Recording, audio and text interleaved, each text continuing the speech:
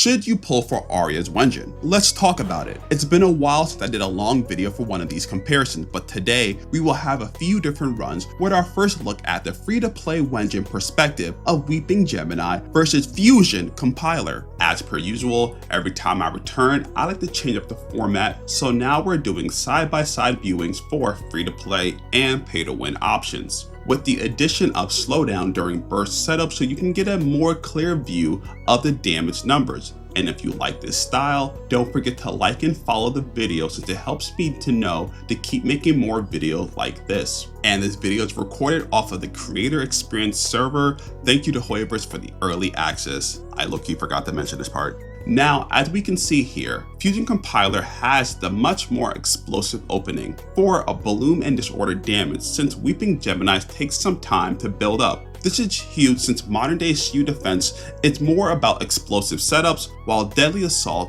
is the longer fights favoring less explosive setups. As for the disorder damage, that's just a fact of the pen ratio build. And speaking of builds, they'll be at the end of the video. Now, for those wondering about the Battle Pass Wenjin Electro Lip Gloss, I did consider using it, but I don't really count the Battle Pass as a free-to-play Wenjin since technically you require money to earn it, and between just me and you, I personally think all the Battle Pass weapons suck 90% of the time, and I've been wanting to make a video on it, but that will be for another time. As for Rainforest Gourmet, I legitimately don't recall a single character ever having it as a better option over the GOAT Weeping Gemini. But back to the gameplay. You may notice these runs sadly don't follow the exact same pattern, so even though I try my best to replicate my setup, sometimes it's just not exact due to enemy attacks, so you may see a few pauses here and there just so each setup can catch up to each other in terms of their rotation. So don't worry too much about the clear time as it will show at the end of the run. But right now we can see here when fully built up, Weeping Gemini will slightly outperform Fusion Compiler as we see here with the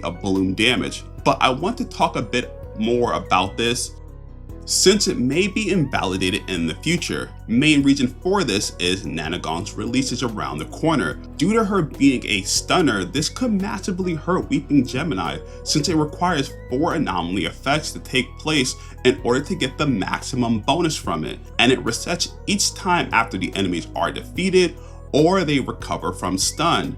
I don't know if there's enough time to get the full effect of Weeping consistently, so I may revisit this video in Deadly Assault once she releases for the free-to-play options, or I may just add it at the end of Nanogong's video. But since we had Fusion Compiler take the win for free-to-play, it only makes sense for our pay-to-win options that we would use it on the Mindscape 1 setup against the signature. Now, let's talk about the biggest difference that makes the signature so powerful, and that's the Anomaly Mastery main stat. You may see that on Aria's first bounce, she's able to get an anomaly pop, and it's small things like this that makes it so much more valuable than other options, mainly the Mindscape 1. For those who don't know what Mindscape 1 provides, it allows Aria's basic attack, special attack, and EX special attack to ignore 10% of the Ether Anomaly build-up resist, and a bloom gains a 25% chance to crit, and with each Anomaly Mastery over 100,